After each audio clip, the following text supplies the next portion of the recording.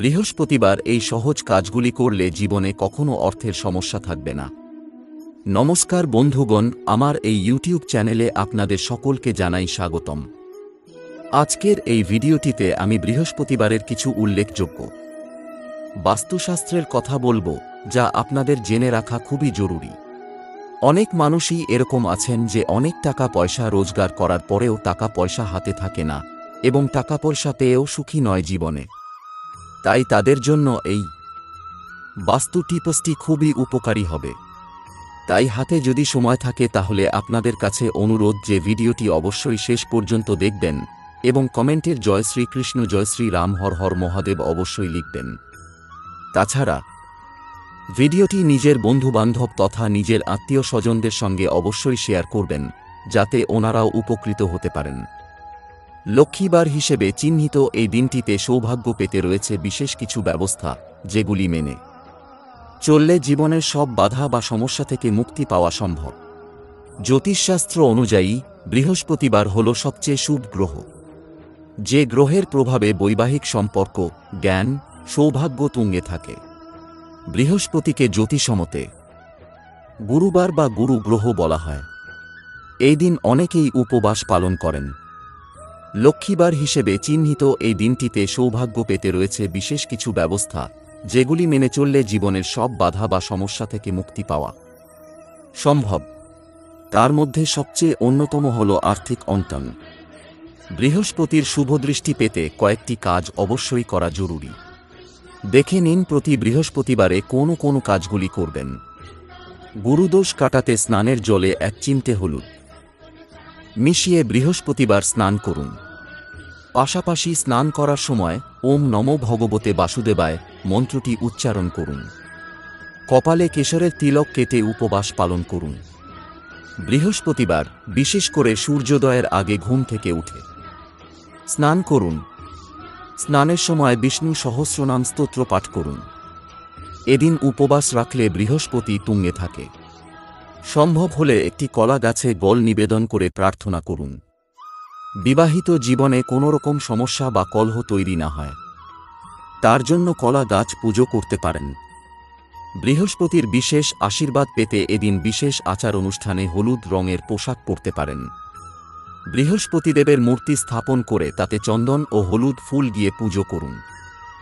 এছাড়াও প্রসাদে ছোলার ডাল ও গুড় নিবেদন করুন। বৃহস্পতিবার উপোস করলে এই দিনে সত্যনারায়ণের পুজো করতে পারেন। কুণ্ডলিতে বৃহস্পতির অবস্থানকে শক্তিশালী করতে এদিন কাউকে ধার দেওয়ার সময় একটু ভেবেচিন্তে কাজ করুন। অর্থ লেনদেনের কারণে বৃহস্পতির প্রভাব দুর্বল হয়ে পড়ে। ভাগ্য বৃহস্পতি তুঙ্গে রাখতে এই কাজ ধীরে ধীরে বন্ধ করুন। এমনটা করলে জীবনে কখনো আর্থিক অনটনের মুখোমুখি হতে হবে না। বৃহস্পতির আশীর্বাদ পেতে প্রতি বৃহস্পতিবারে গরিবদের নানান জিনিস দান করুন। শস্য ও কেশর দান করলে সৌভাগ্য ফিরে আসতে পারে। এদিন কোনো মন্দিরে গিয়ে পুজো দিয়ে দান ধান করতে পারেন। দেবগুরু বৃহস্পতির আশীর্বাদ পেতে তুলসী গাছকে পূজা করুন। বিশেষ করে বৃহস্পতিবার তুলসী গাছের গোড়ায় কাঁচা দুধ নিবেদন করুন। বৃহস্পতি তুঙ্গে রাখতে এই দিন যতটা সম্ভব হলুদ রঙের পোশাক পরার চেষ্টা করুন। প্রতিদিন হলুদ রঙের পোশাক না পরলেও অন্তত বৃহস্পতিবার পরুন। যদি পোশাক না থাকে তাহলে জামার পকেটে হলুদ রঙের রুমাল, টাই ইত্যাদি পরিধান করতে পারেন। কি করবেন না? বৃহস্পতিবার কলা গাছকে অত্যন্ত শুভ বলে মনে করা হয়, তাই এদিন কলা খাবেন না। প্রসাদে যদি কলা থাকে তাহলে তা তুলে রেখে পরের দিন খেতে পারেন। বৃহস্পতি গ্রহের শুভ প্রভাব পেতে বৃহস্পতিবার ঘরের ঝুল ও নোংরা পরিষ্কার করা উচিত নয় বা ঘর ধোয়া উচিত নয়। বাড়ির আবর্জনা বিক্রিও এদিন এড়িয়ে চলা উচিত। বৃহস্পতিবার সাবান, শ্যাম্পু ইত্যাদি ব্যবহার করা উচিত নয়। এই দিন মহিলারা নখ কাটা, স্নানের সময় মাথা ধোয়া থেকে এড়িয়ে চলুন। পুরুষরা দাড়ি, চুল বা নখ কাটা ইত্যাদি উচিত নয়। মাঘী পূর্ণিমায় রাশি অনুসারে করুন এগুলি। দান, লক্ষ্মীর কৃপায় সকল ইচ্ছা হবে পূরণ। মাঘ মাসের পূর্ণিমাকে মাঘী পূর্ণিমাও বলা হয়। এই দিনে পবিত্র নদীতে স্নান করা এবং দান করা অত্যন্ত পুণ্যের কাজ বলে বিবেচিত হয়।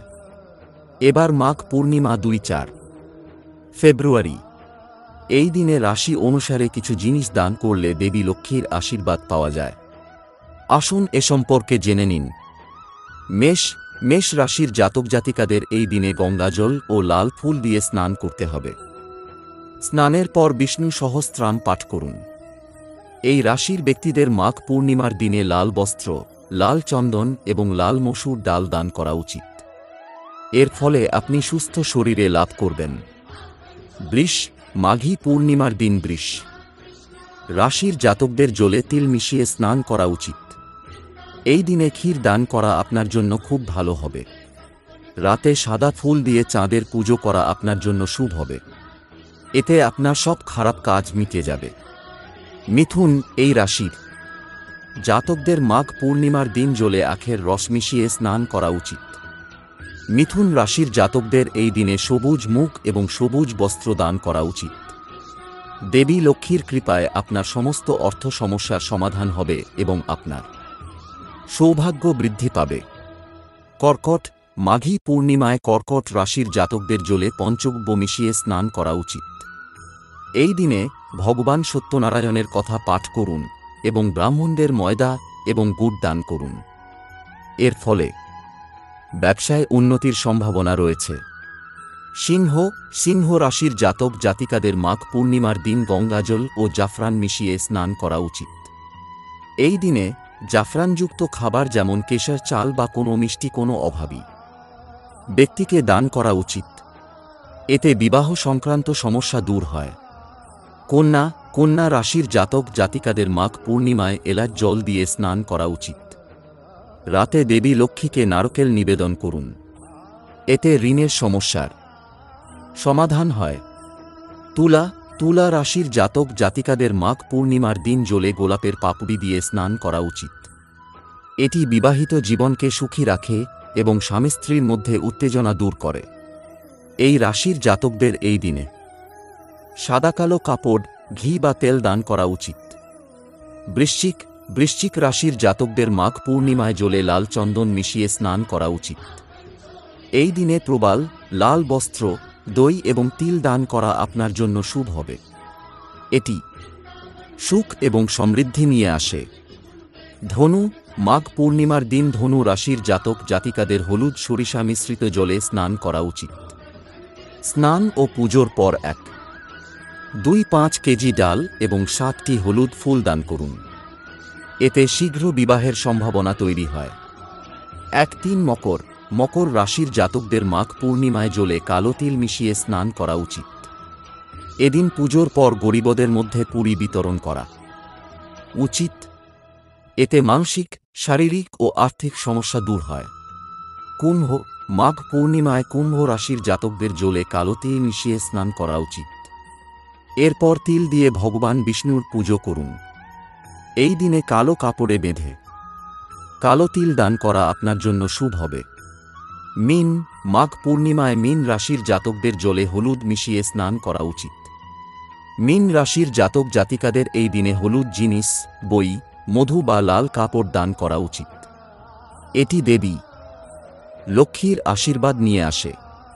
তো এই ছিল আজকের বৃহস্পতিবারের কিছু মূল্যবান বাস্তু টিপস এবং রাশিফল।